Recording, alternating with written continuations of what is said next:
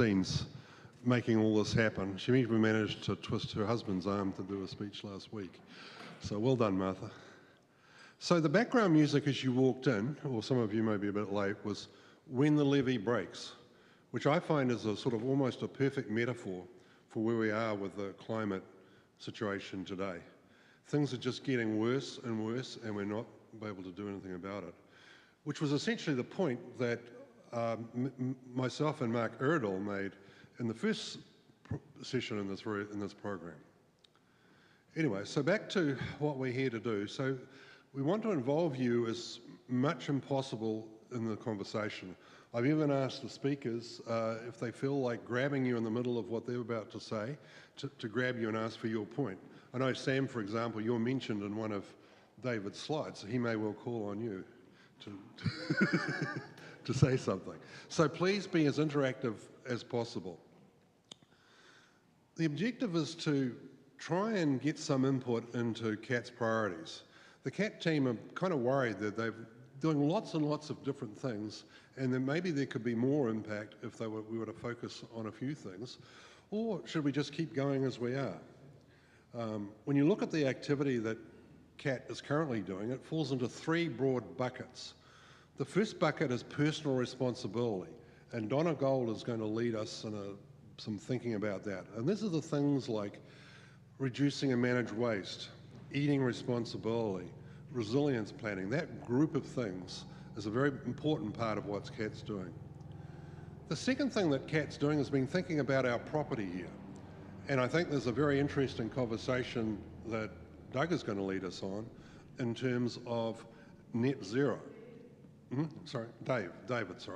David, because I was thinking of Doug because he just mentioned Doug had some ideas on carbon credits, but David will lead us through on net zero and how we can turn this church into net zero. And the third bucket of things is what we can do collectively to reach the broader community beyond us. And that's what I call social mobilisation. And Beck Modini, he does this for a job, will be leading us through that. In terms of what preceded this, as I mentioned before, we had the dismal news that Mark Iredell, the climate scientist, and myself presented to you, that things are getting worse rapidly and we're not doing enough to stop it. So the kind of event that happened in Acapulco where a tropical storm turned into a 5-category hurricane overnight, we're going to see more and more of that. Our lives are going to be uncomfortable. The second in the series was Linda.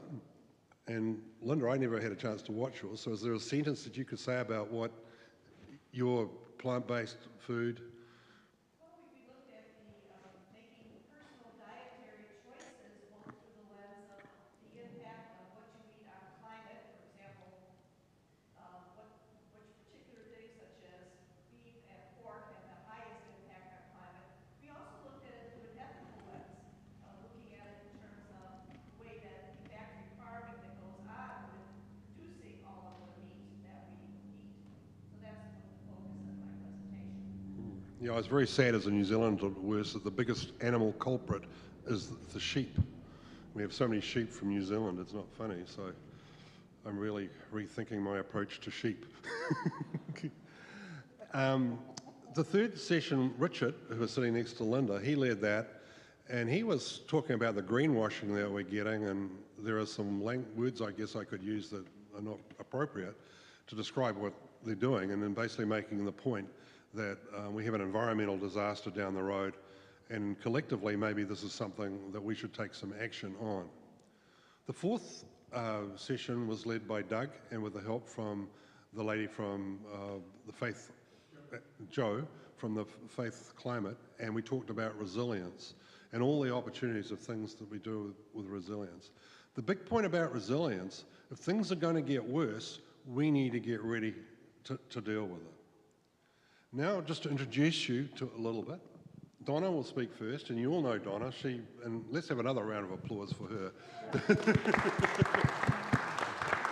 Because I'm so happy with how this minister worked out. I'm not responsible from here on out. A little bit of her background is she's mastered at George Washington University. She has a strong background in educational policy, and a general organisational development. So she's a smart person. And we all know that. David Coakley is a retired naval engineer, and he's been beavering around our grounds for, what, 2, 3, 4 years now? Yes. Trying to figure out how we can be more environmentally responsible on this property, thinking hard about how we could get to net zero. The third person is Beck, and she doesn't need a lot of introduction. I kind of mentioned her before, but she currently is Executive Director for Biodiversity for a Livable Climate, which is quite something. And she's worked for climate NGOs for decades. And she describes herself as a voice for nature and connection. And one of the original three, Barbara Bacon, Chris Rosenthal, that started CAT. So thank you. So this is our panel. And we will start with a round of questions that will proceed, and then we'll open up the floor, and some of the speakers, as I said, may invite you from the floor to speak. Robin Roberts, I see you could be a likely candidate to be asked to opine when David talks about the buildings here. So Donna, could you tell us about personal responsibility and the environment? Hmm? Did you want to start with music? I'm sorry. Sorry? We had the music already. The music's done, yeah. Please go ahead. Good. Okay, Donna, could you just tell us about personal responsibility and its different facets? So is this good volume for everybody?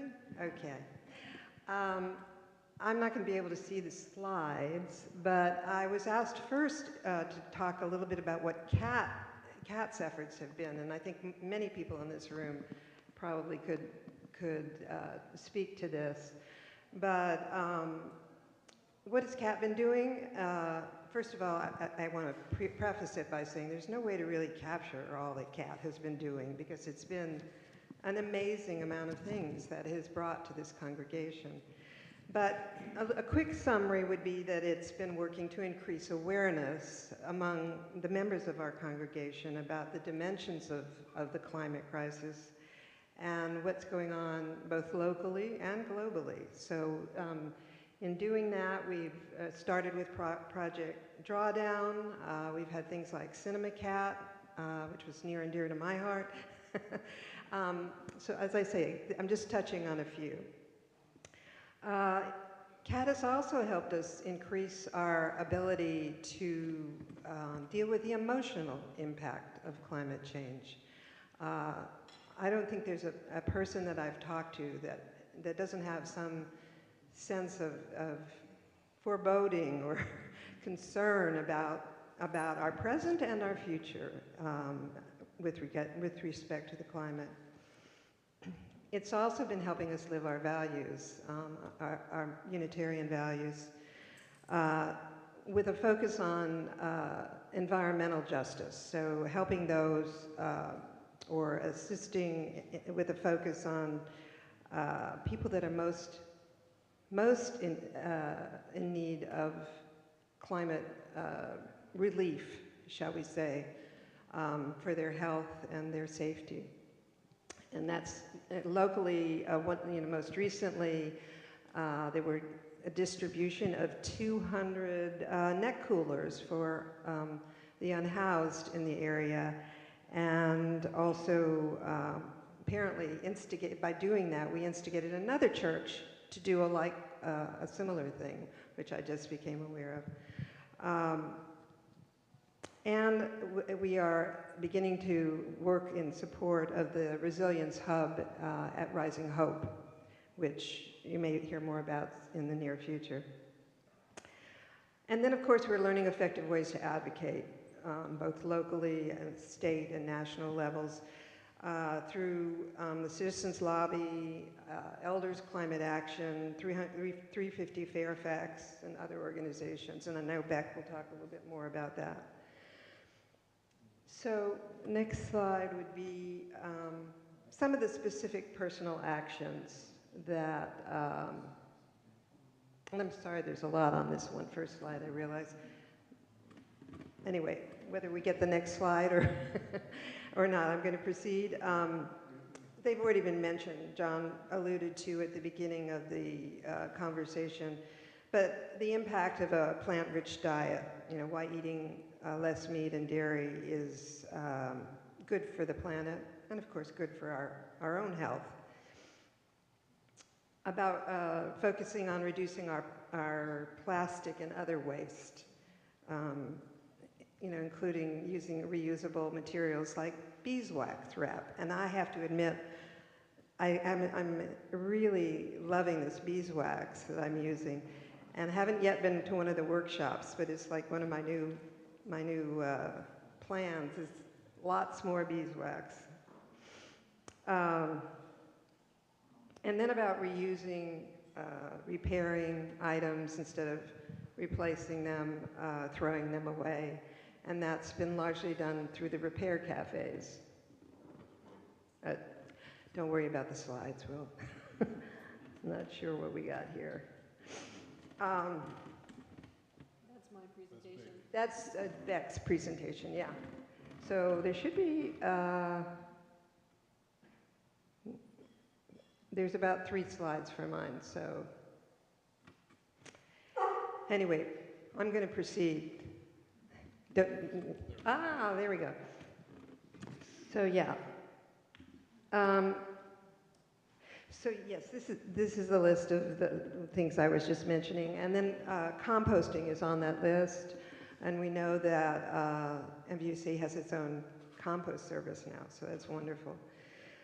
All right, so then I was asked to, I'll put it this way. I was asked to talk about what I personally am doing with respect to changes in behavior to deal with all the things that we're learning about in CAT. And how many of you have ever seen the movie Dodgeball? Oh my gosh, Dodgeball. You haven't seen that comedy? It came out about, I think early 2000s. Well, in my house, with my husband and my daughter, Dodgeball is like their favorite comedy. So if you don't know anything about the movie, the one thing that you need to know is that it's about a dodgeball tournament, and the really slick guys are on the one side, and on the other side are the average Joes.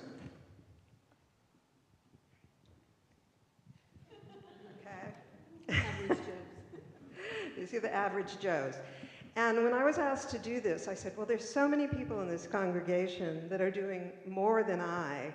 Why are you asking me to talk about my personal changes? And then I thought, okay, I can do this, but I'm just an average Joe in this effort. And I'm certainly far from perfection in terms of what we could all be doing. So I'm going to hear from you in a while about some of the things that maybe you are doing. So we can go to the next slide. So this average Joe has made these changes since becoming more aware of their impact. Composting. My husband and I take the compost that since I don't live right by MVUC, we take our compost to Mom's Organic Market. Thankfully, they have been wonderful. They take all kinds of things, and they have a big composting bin. Of course, there are plenty of other places, plenty of other options, which would be some of the farmers markets, and right here at MVUC if you can bring your compost. But we have been composting now for quite a while, and we are also working very consciously to reduce our overall food waste so that we aren't throwing things away unnecessarily. We're also trying to reduce our purchase of one-time use items, especially plastic packaging. This happens to be one of my huge pet peeves. Going to a regular grocery store, the amount of plastic that you see, it's obscene. And if you don't have time to go to the farmer's market that week, or you can't get over to a place that has the loose produce. You know, I've been in the position where I've looked at these packages of lettuce in this huge plastic container, and you know, it's just like a lot of people just don't have the choice in places around the area, particularly in some of the food deserts, that, getting away from it. But that, to me, is something that I believe we really need to work very much upstream to get the producers and manufacturers not to use this kind of plastic. Eggs come in a carton, right? So sorry for that deviation, but that's my my current bugaboo. All right, plant-rich diet. Well, I happen to be married to a guy from the state of Wisconsin who is really a dyed-in-the-wool meat and potatoes kind of person. But he does recognize the issues with production of meat, and so we have been seriously reducing the amount of meat we consume. We haven't gotten all the way there yet, and he may never get there, but we are certainly making a serious effort not to eat a lot of meat. Let's see, glass recycling. Okay, again, I'm lucky to live near Mom's Organic Market. They take glass, but I know there are many places in Fairfax County and Alexandria that receives it. So we do that we do that religiously. With respect to transportation, I dearly want to have an electric vehicle. I'm blaming my husband for a lot of things. He's not here, so I could speak. You must not tell him if you ever see him. No, but he also wants an electric vehicle, but he wants a new one. For years, we got used cars, and he's just kind of done with used cars, so we want to get a new EV. And in the city of Alexandria, I don't know how Fairfax County compares to this, but there is a pretty hefty personal property tax on vehicles. So I'm trying to edge him in the direction, but we're kind of getting ready to have the sticker shock of the personal property tax. So I see that in our future in the next year or two, but we're not there yet. So in the meantime, I try to be more conscious about the trips I make in my car. I try to carpool. I try to think ahead in terms of what my errands are going to be so that I can consolidate.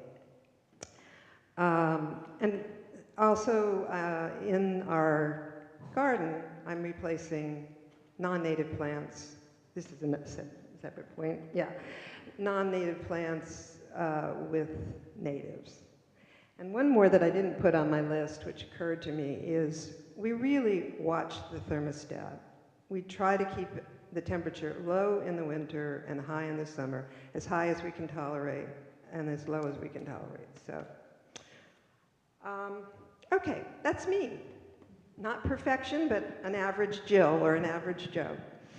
I want to hear just a few examples from people in the audience, if you will, of things that you have changed in your behavior with the things that you've learned in recent years. Anybody offer any? Yes, Sam. Well, I always take on glass containers as well as plastic things to be recycled. But it's not clear to me if both of them can be recycled, or at least they claim to be recycled, which I understand is a whole different issue. Which one is better? Which one is better? I missed the beginning. The Right. plastic container. If you have a choice between buying something that's in a plastic container or in a glass container, Oh, yeah. which is better? I say glass every time, because as we know, there's a very limited number of plastic that's really recycled. I used to take my number 5s to Whole Foods. They used to take number 5 plastic, and they're not doing it anymore because there's no place for it to go, really. So yes, glass. How does the glass get recycled? In Fairfax County, what I think they do is Dave, use the microphone if you're going to, you should have one. What? in Fairfax County, what they call recycling is they take all the glass and grind it up into little pieces and put it down for walkways. So that there is a second use, but it's still a big energy waste. It's far from, say, washing it and rebottling it like Pepsi used to do. I also thought they use it sometimes on, I'm sorry, I can't think of the word. Anyway, so. If I could add on to that, you know, I've also become aware through the activities with CAT that recycling is not the answer. You know, that the carbon footprint is happening in the manufacture of those products, whether they get recycled or not. Agreed. I mean, it isn't the answer. We need less and less things that we have to recycle, but go ahead. Well, I'm just going to say, that's why this format is a little bit difficult, because every personal action has a church level action and a community action. And I hear what David is saying, like, why don't we have a bottle bill, right, where this glass would actually be reused at its highest level? And so there's always a different level to look at things. And I think another reason to choose glass, however, is due to petrochemicals, because all the plastic is exacerbating that, and we know there's a huge health risk from that as well. On the flip side, transporting glass takes more fossil fuels to get to your grocery store. So then you have to think about, don't choose the plastic or the glass, go with bulk, right? So there's all kinds of levels of action. The only time it works really well is if you happen to be going to the Mom's Organic Market, and you're bringing your glass at the same time. So, any other examples of what people have done? Okay, shall we carry on? I know, Donna, your presentation inspired David, so he's got some reflections, Yes. and I'll let him. Do you want to say something else? I did want to say one other thing. So I know we're going to get to this, but the things that I have mentioned about what CAT has done, we're going to return to that throughout, because as John said at the beginning, we need to think about what we want to do going forward. I did have a request for people to sort of just reflect on that as we're talking today, so that we can comment on what maybe some future priorities should be for CAT. Okay, David, so we're going to have a couple of questions for you. Your first question is, and as I noted, you were quite inspired by what Donna said, and so you've got a couple of slides you want to share with everybody about your own personal journey and what you've been doing. We'll move on to the next question. Okay, sounds good. I wouldn't need my slides up there since I don't have them. I don't have a sheet like Donna prepared for. You're allowed to sit down under the rules.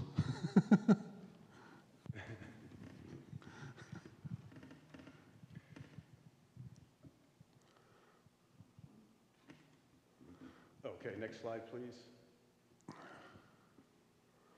Okay. So, CAT's efforts to inspire myself, it was that one thing it did, it gave me a focus to more clearly study the impact of CO2. I was under the sway probably too much by skeptics, prior to, say, when CAT started. And talking to various people, including Doug McCleary, he gave me an opportunity to study things more, or a reason to study things more. And I found out that it really is something we need to be working on, not just thinking about. And that even some of the bad science that had been conducted in support of some of these climate disasters, projected climate disasters, turned out to be true in the end. Still, the science is bad. I'll personally never forgive some of the papers that were made that exacerbated, with regard to the data, the problems that were to be foreseen. But bad things are happening. There's no doubt about that. So it also gave me a community of rational people with rational ideas on climate. So I really appreciate that about the climate group. And it helped me to focus my spirit on climate change. So it's become kind of a big part of my life. I can go into that further, but I'll just leave it there for right now.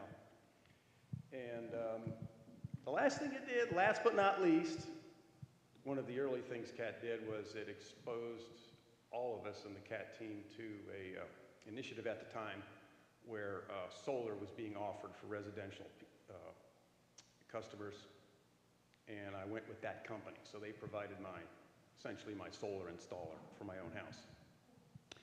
So next slide, please. So maybe I'll move this over a little bit.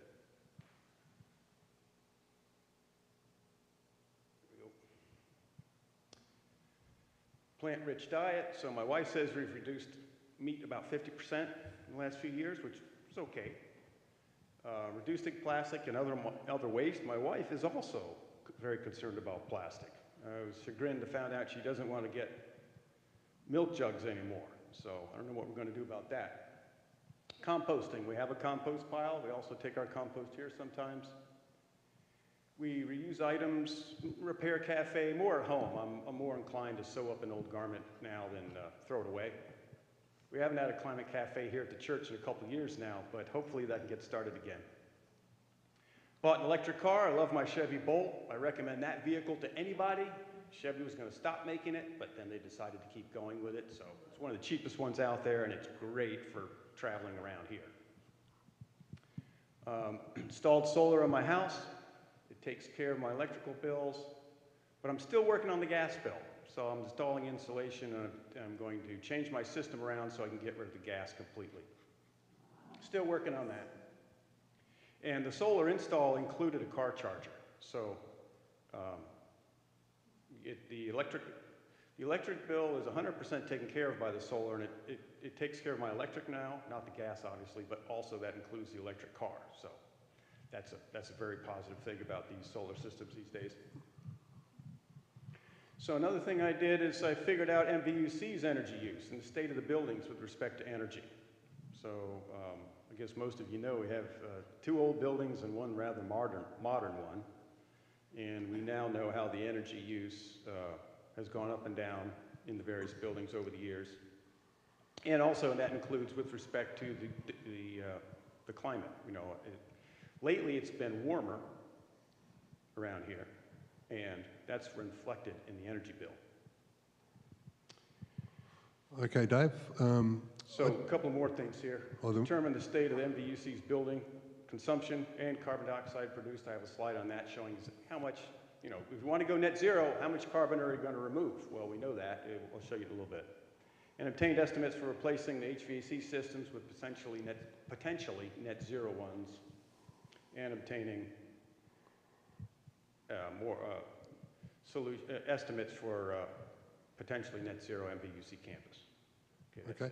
So we're going to hear from a bit more detail on that. We're going to see some really, if you're into data, we're going to see some real serious data. What I'm interested to know is anybody here got something that neither Donna or David mentioned that they're personally doing? Are there other? Yes? My husband, Robert, probably wouldn't bring this up, but he's been doing a field survey of the stream that runs through our condo complex for, so I think it's about 10 years now. And he's been charting the various climate impacts on the wildlife in the stream. And so that's something, and he educates everybody in the complex as to what's going on. And so the kids and the adults and everybody are going, okay, how are the turtles doing now? You know, they are still here. So I think just talking to people and explaining how the reptiles and fish are being affected, it does get through to people. It's a personal involvement, because suddenly it's not so abstract. They can see it right down the stream there.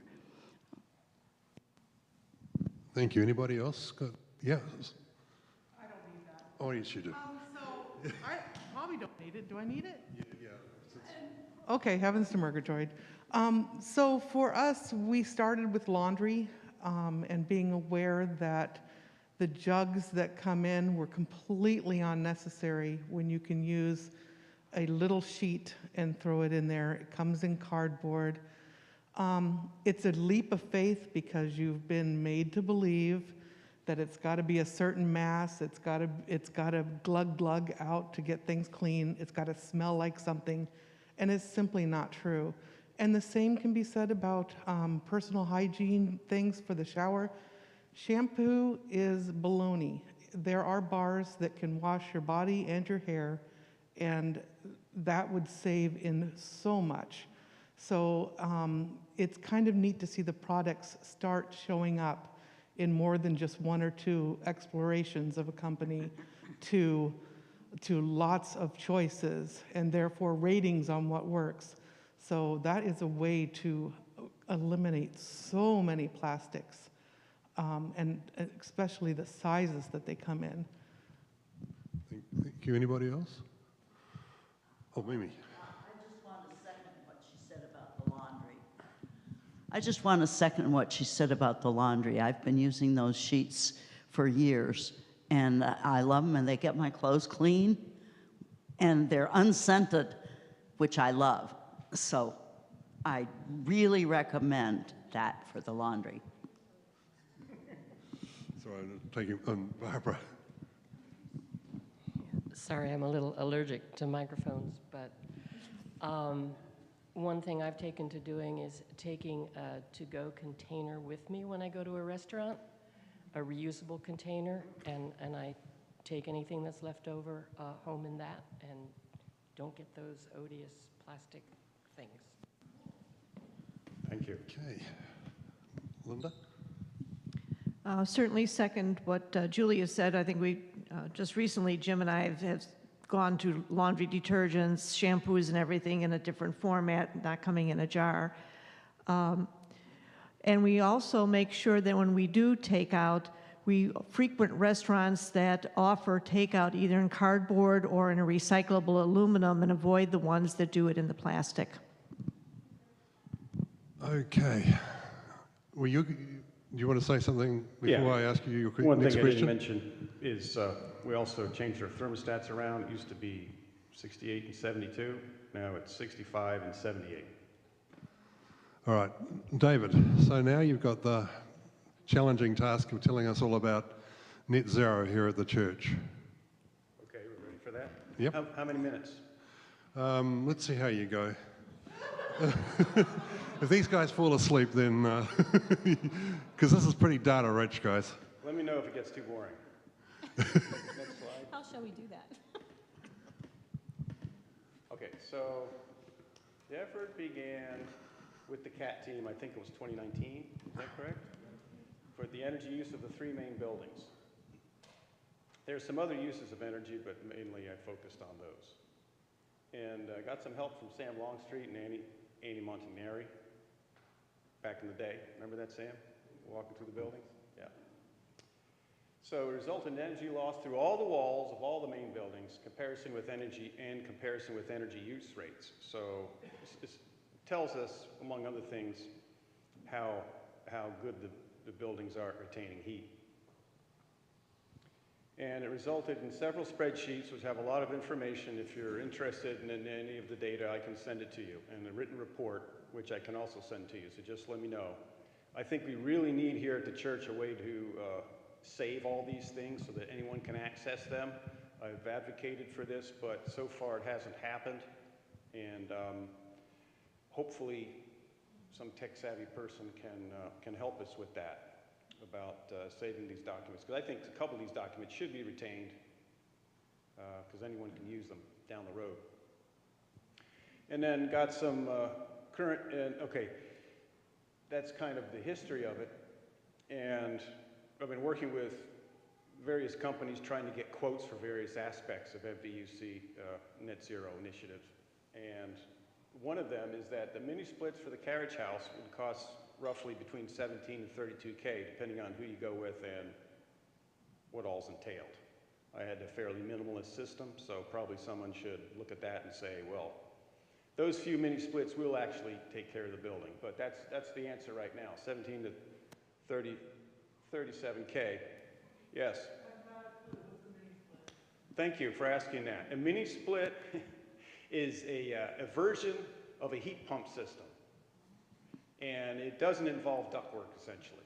So there's an indoor portion that provides heat to all the rooms, and there's an outdoor portion that exchanges heat with the air, and they're connected with what's known as a line set, which carries refrigerant and also an electrical line for control. And it's just like a regular system, a split system, which is what most people have in their house, which is an outdoor unit and an indoor unit, hence the word split. But it's usually, at least in the houses we have around here, it's one outdoor unit and one indoor unit for your central air conditioning system. So there's no ductwork in carriage house, so mini splits are a natural for that. And it would really knock down the energy bill by a factor of 2, at least, probably, because most of the energy in that building does go to heat. And it's baseboard electric right now, which is the least efficient way to heat anything. So HVAC units in Holland Hall, there's actually 7 there, but 2 are mini splits. There's 5 heat pump systems, though, that also are combined with a gas furnace.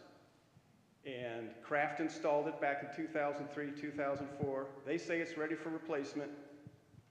Robin says that, well, it's probably got a few more years left. I actually agree with Robin on this one. Probably does have a few more years left. But if we were to replace it right now, it would be roughly $72,000 for the 5 units. And the reason it's so expensive is there's 5 of them. And if we went with the exact replacement, this $72,000 is for pure electric, no gas anymore with those 5 systems. If you were to replace with gas, it's actually $4K more. And just by the way, a couple years ago, Kraft came in the cheapest of 3 contractors that gave bids for replacing the same system. So that's why you went with this company this time. Of course, there's room for improvement. Always going to have more estimates. But next slide, please. So how much CO2 does MVUC emit? Based on the bills from like 2015 through 2019, which is what I had when I did this study. And it's pre-COVID. The carriage house makes a little over 10. And I included the water bills and what I call diesel, which is really heating oil for the greenhouse. So that's all. That's the CO2 emitted by the carriage house, roughly 10 tons. The meeting house is roughly 20 tons, and Holland Hall is a little over 20 tons. Holland Hall, this is the gas, and this is the electric in tons. So add that all up, I think it's maybe 50 tons, 55 tons. So it's potentially, we can eliminate all this. There's a couple other uses I don't have here, like gardening equipment, things like that use gasoline. We have to think about that as well. Okay, next slide. So electric use at MVUC. It's hard to see this one, just the way the presentation's turning out. But what I have here is the carriage house plotted, the meeting house, Holland Hall, including the solar gain. We had data from the solar system for the panels on the roof right above us for a year. That's the green line down here, as well as heating degree days and cooling degree days. And you guys familiar with what a heating degree day is? And a cooling degree day? Well, it's an engineering thing that people use, and it actually makes sense. For a day, it counts all the days that are actually hotter than 65 for a heating degree day. And I think it's lower than 75, it might be for the cooling degree day. But our energy use is dominated by the winter months. We don't actually use that much energy in the summertime. And as you can see here, I know you can't read this down here, but these are the winter months. See how it spikes here? It's low in the summer, high in these winter months here, September through April. That's the way it is for every year. And one interesting thing is that this is the way it was through those years. I think those were colder years, but let me move the screen here a little bit. whoops, and then really can't get it. Oh, thanks for taking that out. I'm going to show you this one. See, this last year, 22 to 20, the winter of 22 to 23, the electric use in the largest user of electricity is this building. And see how it's way down here in previous years? I'm not sure why that is. I didn't plot apparently the heating or degree days for this period of time. It's either because there's a lot less heating required because the atmosphere's been warmer, but I think part of it is we have been doing a better job with the thermostat control. In one of these years at least, people would just come in here and, if they wanted to, turn up the thermostat. Oh, it's too cold in here. Okay, let's turn it up. I think there's been a lot better job reducing that. So a little bit more on that. But it's nice to know it went down from those earlier years. Did I lose my... Still got it. Did I lose my electric audio? Next slide. Hello?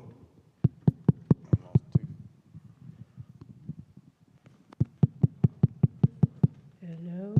It's working? Okay. Next slide, please.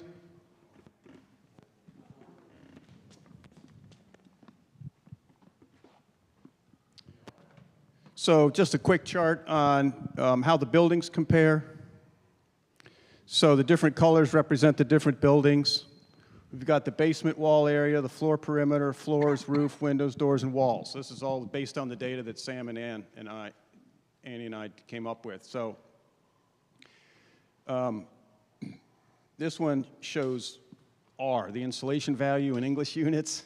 So, you know, have you like R13 wall or insulation, R19 wall or insulation. So the higher the number, the better. Is giving you more insulation in the building. So the orange one is the meeting house. You can see how much better it is than the other ones. And so this is based on the data we collected and standard ways of computing the heat loss through a wall that you can get from ASHRAE and other organizations. ASHRAE being American Society of Heating, Refrigeration, Air Conditioning Engineers. Yep, I'm a member, so I should know that. Okay, next slide. Okay, so yeah, we got the point there. Maybe you should go back for a sec. Sorry, Doug.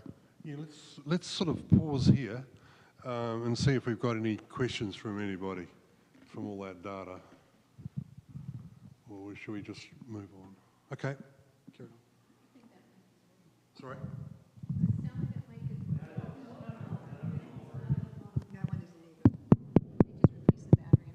Yeah. Hello? Hello? It's in the, all three of these should be working. None of these are working. And This one's working.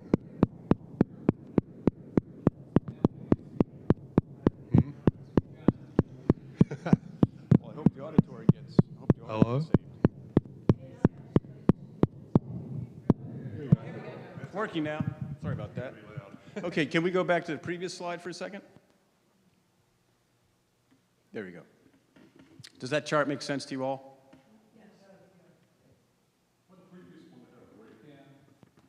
Previous one, go ahead. Oh, back to the previous slide? Yeah. I didn't collect the data for it. So since then, you know, I did this work back then basically stopped working on it. And then just recently got this data from Tammy. For this period of time, for some period of time, we didn't have an administrator. But David? But I just didn't collect some of it. David? But it coincided with COVID also. Yeah. So the use of the buildings was totally different than, you know, typical year. Yeah, that's why it didn't bother me too much that I didn't collect it. But now, since we have Tammy and she's willing to dig back through and come up with this data, I would like to know because if we can reconstruct what the use was, maybe we can get some additional info that we don't have now. Yeah, it would be encouraging in that we didn't use much energy at all, right? Because we weren't here. This says we used 0. I'm not sure what we used. Okay, Mr. David, you'll need to zip it along a bit. Okay, next slide. Thank you, John. Got to keep me on my schedule. Go. Next slide. Okay, so some more information on quotes, because if we're going to do anything about net zero, someone has to agree. A lot of us have to agree to pay the cost. Can we make this smaller somehow? Let's see. Is it the? Okay.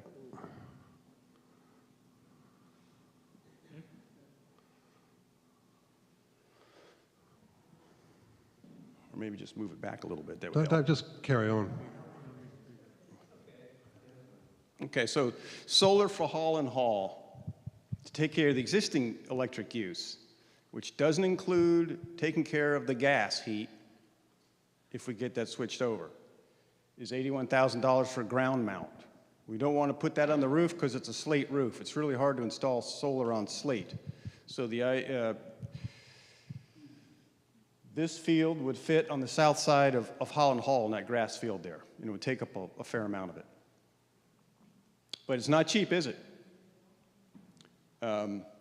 Solar for the carriage house, $32,000. This estimate obtained in October 22, so it's gone up since then to do the same thing. And this also assumes that we're using the energy that we'll use when we switch over to mini splits. It would be over $50,000 to take care of the electric use right now, just because of the inefficient heating system that's in there. Solar replacement for the meeting house. I don't have an estimate for that yet, so I just concocted one very simply, and it's got a lot of error in it, therefore. I'm just letting you know up front. But taking the carriage house one and multiplying by the kilowatt hours over the 3 years that you saw previously for the meeting house divided by those for the carriage house results in $70,000. I don't believe that. I think it would actually be higher. And for this building, we'd also have to consider the roof replacement.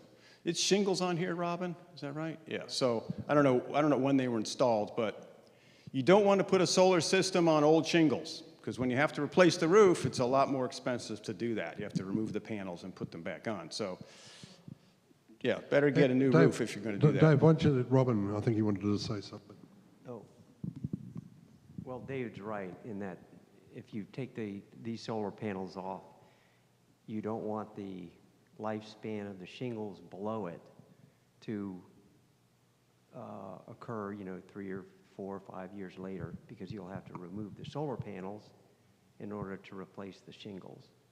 So I don't know what the last shingle replacement was for this roof. If it's not the original, no, it can't be the original. But it would be the time to change the shingles same time as the solar panels were replaced. So, by the way, I have found out through talking with solar contractors about this building, and I haven't spent much time on it up to now just because we didn't have something called the interconnection agreement, which is agreement between the solar installer and Virginia Dominion Power Company. Some of the companies for solar install wouldn't even talk to me without that. A couple would, but I just didn't pursue it, mainly for that reason. Now I have the interconnection agreement. It took me 4 months to get it through Dominion, but we have the interconnection agreement. It's already been helpful. So now we have a couple solar install costs. I didn't have time to input them in this sheet, but I just got them in the last week or so. But this $70,000 cost is low, but it's going to be within a factor of 2 of that at least. And then the last one I have is the parking lot solar. So one of the ideas was, well, let's put solar panels on the parking lot. If you do that, then the solar energy doesn't heat up the parking lot, making a local hotspot, which we have, which every asphalt the surface has. And it's the way that it's done in a lot of sports arenas and things. It's a high-end type of carport for solar panels. So this company, Tiger Solar, estimated $504,000 to do that. So that would take care of all the energy used for the entire campus. And the reason it's so expensive is because of those high-end carports and because of all the trenching. They would have to trench from the carriage house over to the parking lot to take the energy down to the carriage house. They have to trench into this building, and they have to trench over to Holland Hall.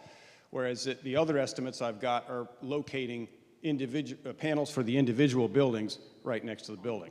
So that's the reason it's 504, and now they're re-estimating for me, doing it in a less expensive manner. Penny's got a question. Please. Every time you put solar panels up, doesn't that really mean you have to put in new shingles? Can you repeat that, please? Don't you need new shingles when you put in? They need to be, solar panels? yeah, So you have like to was re-roof. like Robin was saying, you wouldn't want to have to replace the shingles while the solar panels are still good. And the solar panel life these days is around 25 years or so, and roughly they lose 0.5% per year. Based on, so after 25 years, you'll be down roughly 12% or so in the generation. The panels we have now are a lot better than the ones we have up above us. So these panels right now, they were put in. Dave, we're going to need to zip on. We're running out of time. Bex hasn't spoken yet. Thank you. Well, I can continue on more about this, but it probably makes sense to replace these panels we got. Okay, Yeah, next slide. I think your next slide and your final conclusion is really important.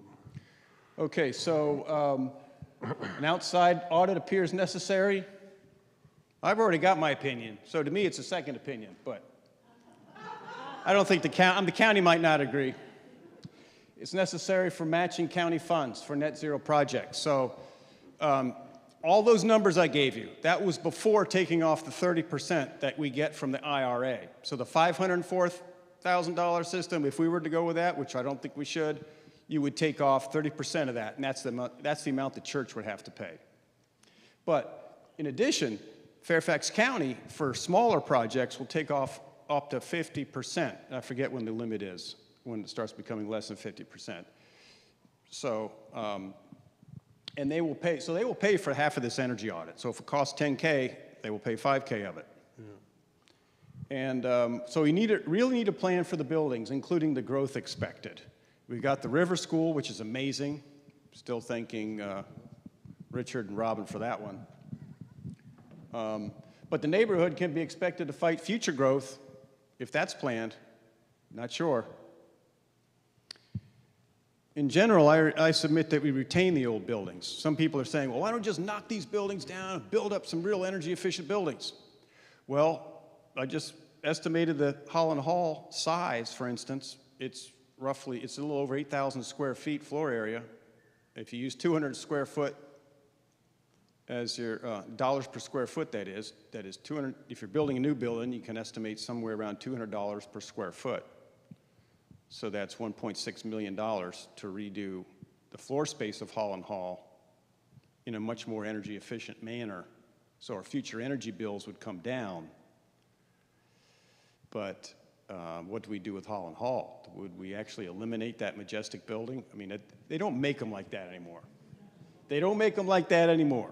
And so I would submit that we somehow retain the old buildings and not waste more energy than we need to in coming up with a completely new building. So there are a couple ways to do that, and that would be subject of discussion. Okay, let's hear from Robin on this, because I think yeah, Robin. he lives and breathes our buildings. Well, the age of the buildings and just their construction method, even this one, which was done in '82, energy conservation was less of a interest, and it was a very, very low bar to satisfy energy requirements for buildings. This one, the early ones, there was no requirement for energy conservation, i.e. Insulation. That insulation requirements have climbed, but they're still not that high. But of course, we could have an insulation requirement. We could require insulation greater than what the county recommends, and they would agree with it. Yeah, we could do what we would like to do. The best way to save energy is to not use it, and you do that by heavily insulating the buildings and cut down on air infiltration through loose windows, loose doors. And so if you're not expending the energy because it's not going out of windows and cracks and uninsulated walls, then you have less of a demand to install solar panels, heat pumps, all of the sources for energy. So the real trick with Holland Hall is, how do you save energy? How do you not expend it? And the same with this building and with the carriage house. And that's the real equation, is the cost for super insulating, if that could be used as a term, super insulating the buildings, as opposed to, I mean, it's come up several conversations of tearing them down and replacing them. Well, it's a huge cost to replace a building. David was a little on the, I think, the low side for $200 a square foot. It's more like $250, $300 a square foot these days. So it would be expensive to replace the building. So you're weighing $1.5 to $2.5 million, probably more than that, for replacing the square footage for Holland Hall. Versus insulating. How do you super insulate? You know, all we're really trying to do here is to save energy, to get it down to net zero. So it's I'd say it's a significant equation that needs to be generated to be able to weigh these monetary decisions on which direction to go. Yeah, and with the insulation, unless you do it yourself, insulation can be quite expensive to install. And so that's why I'm insulating my own house myself, and ruining my shoulders in the process. But it's happening. Dave, I think we've reached a point where we can need to move on to Beck, otherwise Thank you, she John. hasn't got much time to talk. So Beck, it's your turn to tell us a little bit about what we can do on the community action side of things. Sure. I am 100% sure we will not be able to figure that out in the next 15 minutes. And I really appreciate everybody still being here and engaged. I do have I have a short slideshow, and I think maybe I won't use that except for one slide. The first thing is to acknowledge where we have been as far as larger community leaders. And I think we saw most of this in 2019 when we first launched our drawdown projects. We had presentations that we invited the whole community to, and had 75 to 100 people show up for the drawdown workshop, to hear Dr. Thomas Lovejoy, who has since passed. I mean, what a treat that was for us.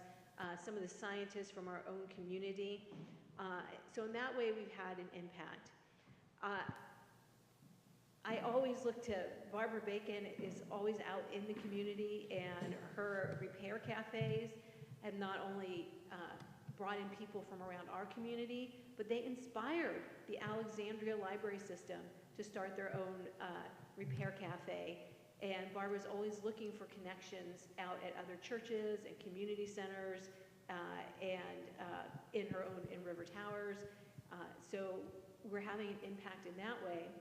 And the other way that we've had an impact beyond our community is, particularly before COVID, when people were mingling about, we've had a fair number, and I can think of at least one person that started to interact with our climate action team because their church didn't have anything. They couldn't talk about these things at their church. And so, being a beacon even for individuals have all been things we've been really successful at. I will tell you though, every year in January, when we used to have our annual retreats, this was their one sticky question: how we can have a bigger impact in the community, how we can connect with other churches, how we can do more advocacy. And we spent way more than 15 minutes talking about it. And I would say it's still one of our weaker points. We're not that we're not doing good things, but we're not having the impact that we could hope that we would have. So I think this is a very important conversation, and I hope that it is continued either at CAT meetings or for another community-wide discussion. The things that I think we can accomplish today, and I would like to really be a catalyst for. So let's go about 4 slides up from here. This is what John wanted me to talk about, what I'm going to talk about. So this is when we do have the discussion. Oh my gosh, I cannot sit down and talk. I was going to practice it. So when we do have the discussion, I think it's important to go back to what our vision and goals are. And I feel like in this time where we're so frantic to make any kind of change or solution, that we might have lost sight of some more powerful goals. And this is just a possible framework. This is how I think about these things. We all are interested in how to solve the problem quickly, but environmental justice, the impacts on nature, and does it meet resilience? These are all things that go together. And as you recall, when the Green New Deal came out, this was the conversation. It's not just about energy efficiency or reducing carbon emissions. It's about solutions that help us build a better society that's not going to be extractive and exploitive. So we're not going to have these problems with our next energy source and our next way of doing business. Next. So we want that intersection. Green New Deal. Next. So an example, this year's Climate Week, which was about a month ago in New York, is really focused on the fight against fossil fuels. And these evil fossil fuels companies, they've got to come around, right? Now, it's true, they're evil. But we know from Project Drawdown that addressing climate change has 80 different solutions, 9 different ways that you can approach it, and this is only one of them. So the flip side, electrify everything. How long will it take in doing that to actually bring down carbon, right? So will that meet social justice? Will it protect nature? Will it have an effect on resilience? And this is a paradigm a rubric that you could use for almost any solution that you're thinking about. So next, what are some other ways that we could think about it? So I have 3 different examples. I call them bolder and better. Somebody once said, maybe it was Buckminster Fuller, the way to solve a problem is to come up with a bigger problem, right? And this is the kind of thinking that I'm applying here. It may not work for the church. It's the way I think about things. So we're talking about electrification. What about passive houses, where people can stay warm or cool without inputs, whether the electric or whatever they are? And that's something that Dave has kind of talked about, right? That part of that is insulation. Why don't we have that? And this is where we get to community action and an agency, because Virginia is working with 2009 building codes. And right now, the international standards are at 2021. What does that mean? That we are having not enough insulation, not enough tightness of an envelope in our houses, because they're being built just to code. And in this, I just read Ivy Main, you've got to follow Ivy Main, who writes about these issues for Virginia, that we've gone backwards from 2009 to 2006 requirements on some of these issues. Why is that? Because the developers lobby in Virginia makes the code. What can we do about it? We have to have agency, we have to be engaged politically at the state level. Next. Solution number 2, rooftop and pavement solar. Now we just heard there's a huge cost difference between that and solar fields and forests, but let me tell you, it's going to be a problem. We cannot cut down our forests, we cannot take over our farmland in order to go solar, because we need those for forests, for ecosystem services. They're keeping us cool, they regulate the rain and give us air, and all the systems services. Farmland, I'm going to say this should be obvious, but we're going to need food. And as climate change makes farms over here not have a yield, we're going to need the farms over here. We really cannot afford to give up more farmland. So why is this happening? For a good reason, right? We were very eager to support solar. So what did we do? Virginia did this on a state level. It happens in every state. We said, well, let's not do the environmental review for solar projects because we don't want anything to slow us down. Well, so this is what we're getting. I'm working right now at, and I have an existential problem with this. BAU is business as usual. And I feel like what we're doing is creating the same structure around energy that we had for gas and coal, but with solar and wind. It's being run by the big utility companies. They're going to set the rates. They're going to come through your land. They're going to run transmission lines across reservations. They're going to put substations in environmental justice neighborhoods. That's not the future I want to be putting my energy into. So that's just me. But we have a choice, right? Doesn't mean we don't do solar, but we have to be vigilant at how it's being done and who's making the decisions. And there's a little study, my organization is having a talk November 9th with someone from Mass Audubon, who they have done a study to show how we can meet our solar needs without disrupting these natural areas and how much more it would cost. So you should come to that. I will send you an email. Next example, and it's the last one, 3 out of 3, zoning and planning, right? So we live in the suburbs.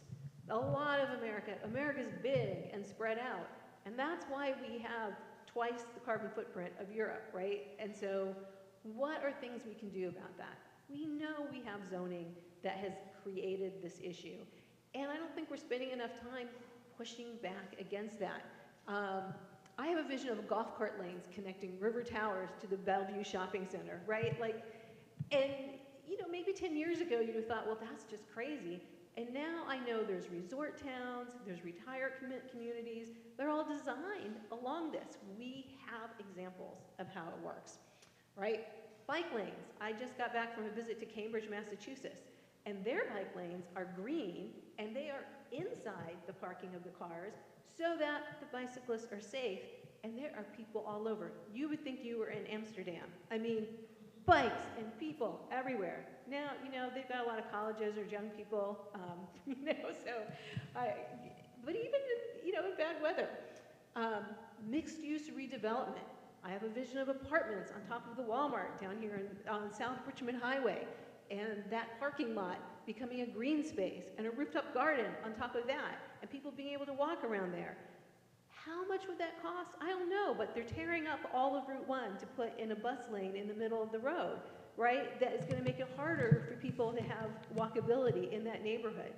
Why are they doing that? Because it took them 20 years to get this plan from planning to implementation, and we're doing a solution that would have worked then and is not going to work for the future. How do I know that? I want to give a shout out to Mary Payton, who is not here, but she keeps us connected as a church to the Route 1 corridor community and to what's going on in our neighborhood. And we need to give her more support. She does that like almost by herself.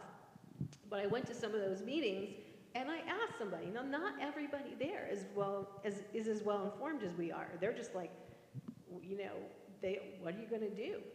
But I happened to be at a table of people like me, and we asked about, well, what about some green space? What about, you know, some of these options, making it more walkable? Raise my hand, a little person comes over, you know, who's there from the contractor who's doing it for the county, and she says, well, you know, it just depends on what the developer wants to do. Like, yeah, I knew that, but I didn't think she would tell me to my face, right? And again, a question of why is this? You know, it seems like we have no agency. How does our voice get heard? There was a study that came out, you know, time gets a little confused here, 2 or 3 years ago, where they measured community activism, lobbyist views, and the actual change in legislation. Our voice did not matter in that study. There's too much money in politics, right? It's a problem. So I give those examples, I give them quickly. I would love to have conversations about each one of them, but we don't get to.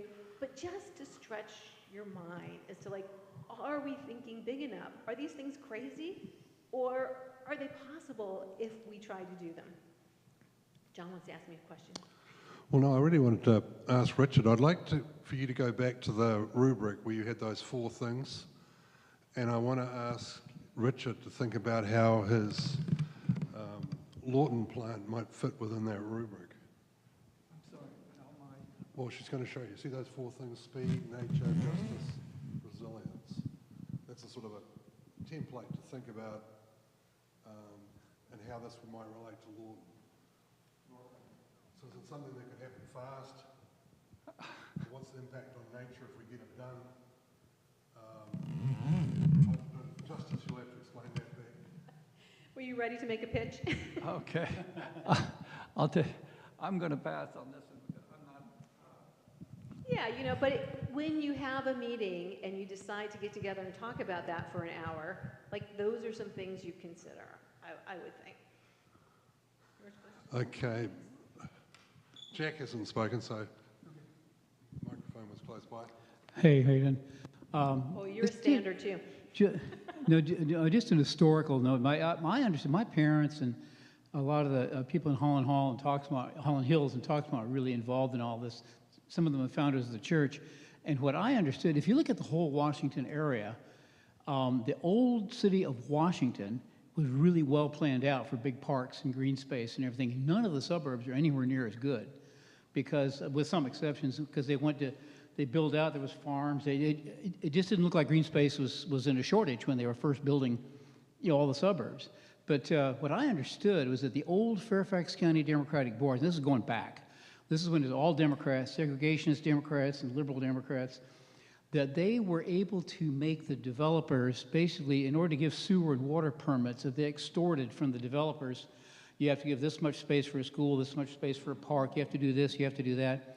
And when the Republicans took over the Fairfax County Board, so Jack Harity, the guys came in, they were really pro-developer, and all of a sudden they blew all that away. And I think the developers and the banks, went to the Virginia Supreme Court and knocked out the county's ability to do that.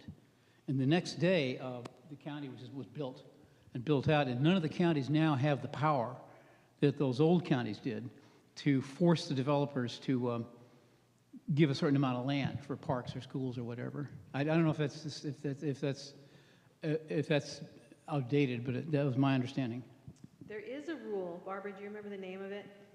There is a rule that limits what the county can do according to what the Dillon rule, yeah.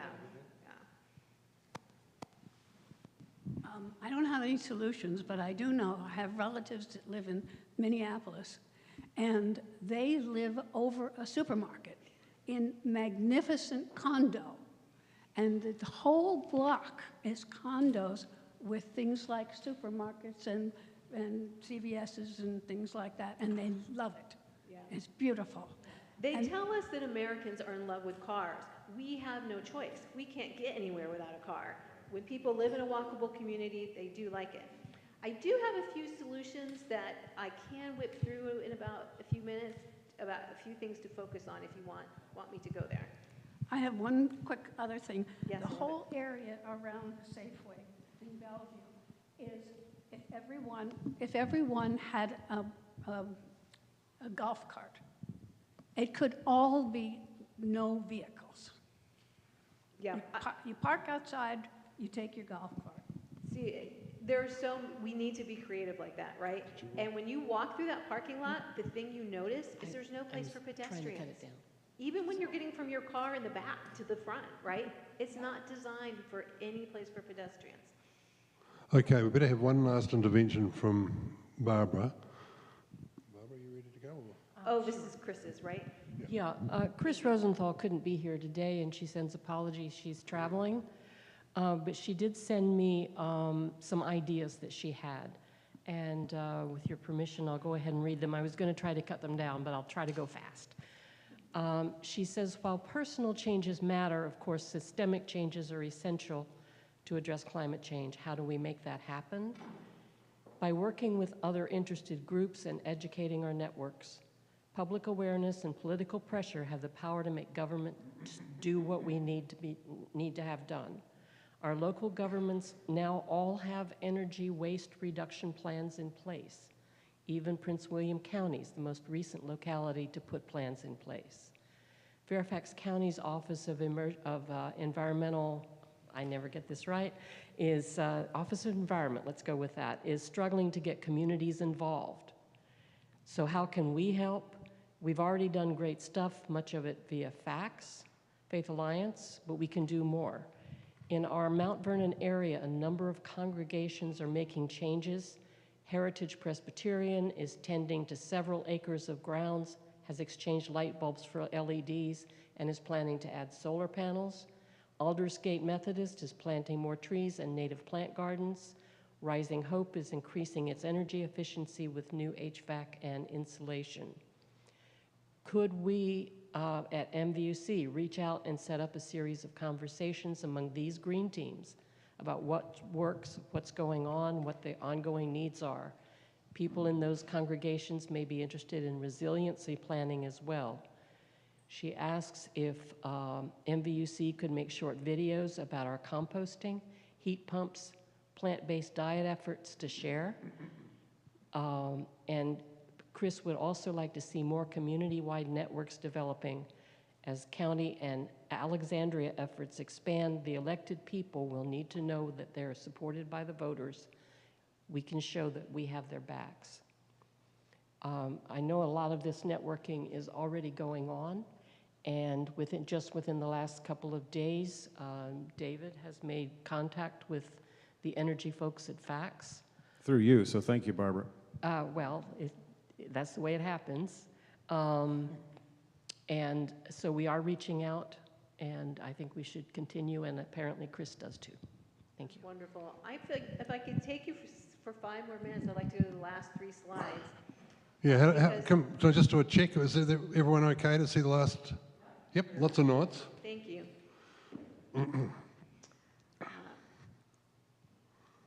Because there are, okay, so where can we focus, right? And you've heard me talk a lot about agency.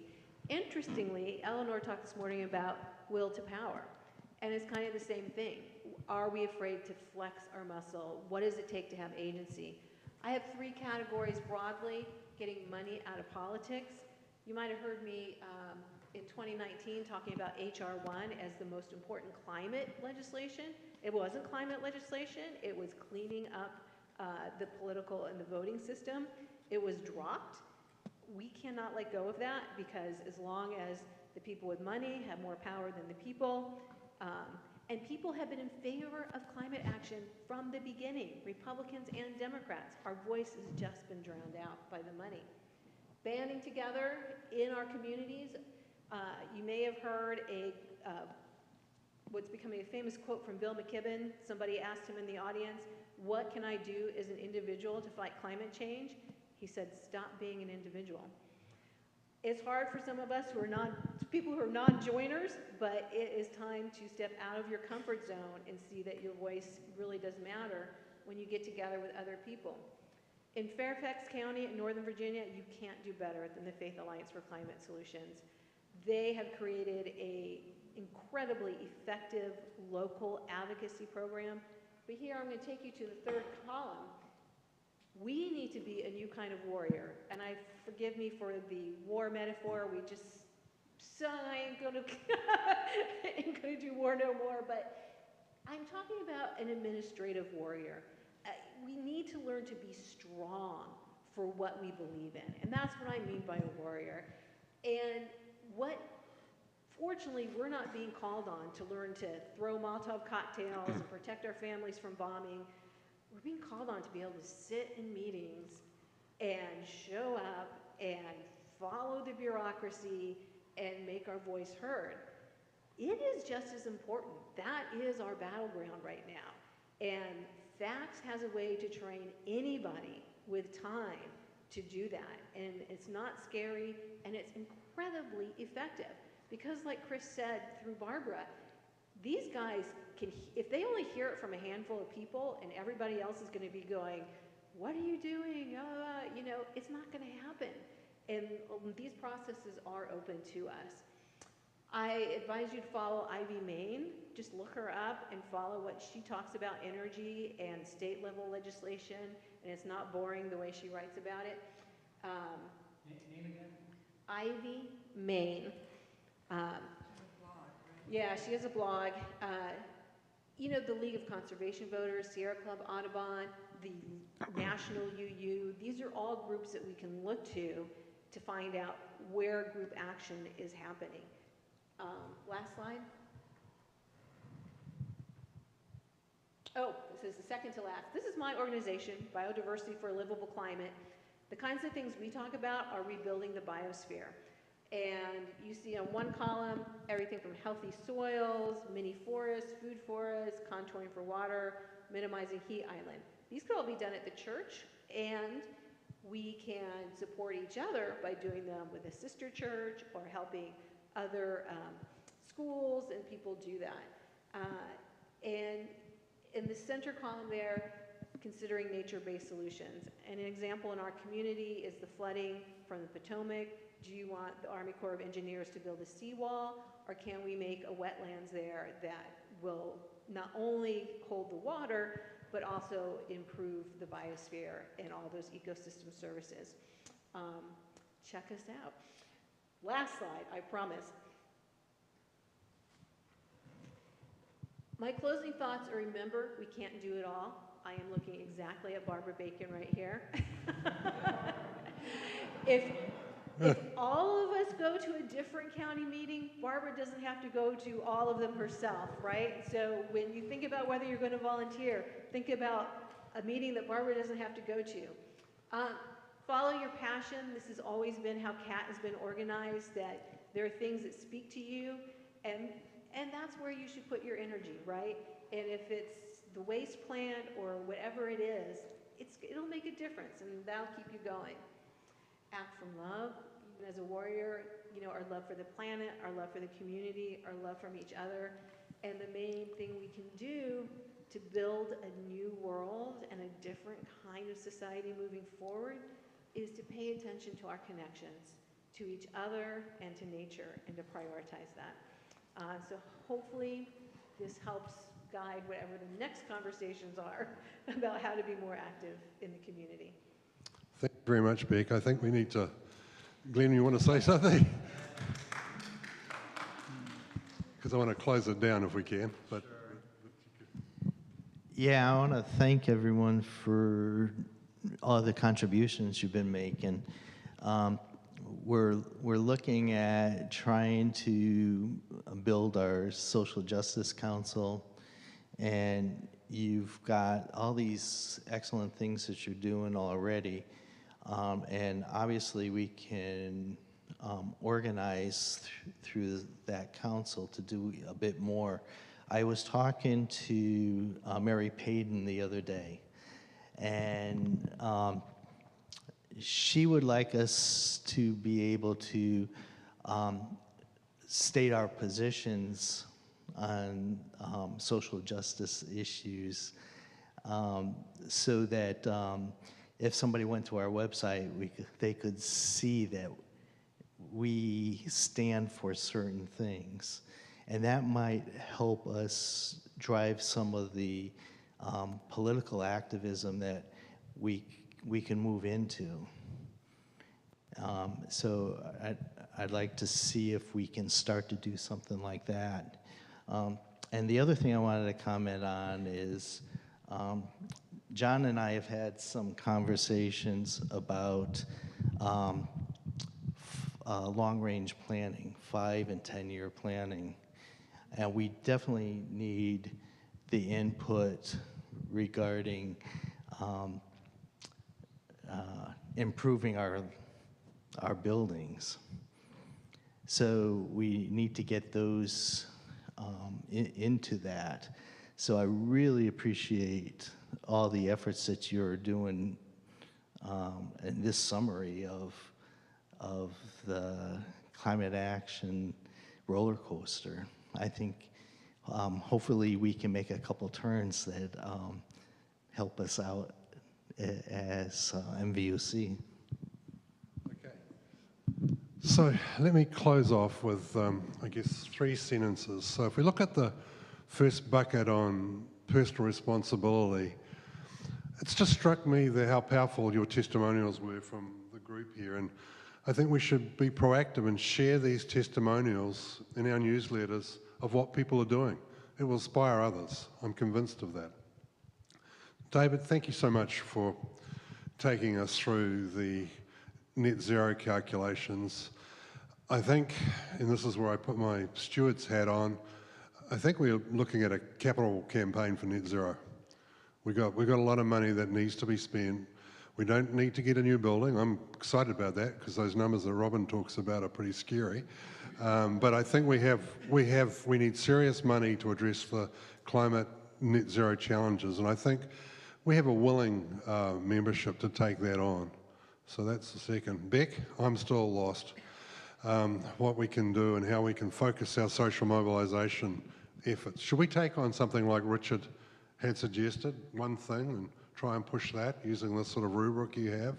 Or should we be trying to do a whole lot of things? I don't know in my own mind what the right answer is, and I'm not sure anybody does. But I want to close now and just thank you, panellists, Donna, David, and Beck. Let's all clap them. I've got to thank these guys, Mr. Jim and Doug. What? Sorry? One final bit of this performance today is the drawing of the door prize. Oh, yes, of course. And I think that's one of the reasons we're all here. All right. So the door prizes are designed to reflect your interest in the environment. Oh. Sorry. Okay. First of all, well, let me see. I can't do it all. You pick out a name. My name is not in. That's what he thinks. That's what he thinks. Thank you. The first prize is a copy of Regeneration. This goes to Terry, who has left. Carrie? Terry. Okay, well, let's pick out another name. She isn't here. She doesn't get it. Bacon. Barb Bacon, you need this like you need a hole in the head. She has. Try. Once more, one more. One more. All right. Next. The next is... Richard. Wait a minute. He's gone. He can't get it. He's going to be really disappointed. These impatient people. Julie. Oh, that's me. Julie, this is a reflection of your concern for preserving energy. Absolutely. We will use, yes, we have a spot right now. And the final item, it reflects all of your interest in getting a plant-based diet. So here you are with... and that goes to Jim Burke. Oh, all right. Beans. Thank you all for participating. Okay, we're done. And thank you, John. Thank you, John, for doing this today and for all your help. I think I did that at the beginning. I think but thank you, Doug, for doing everything.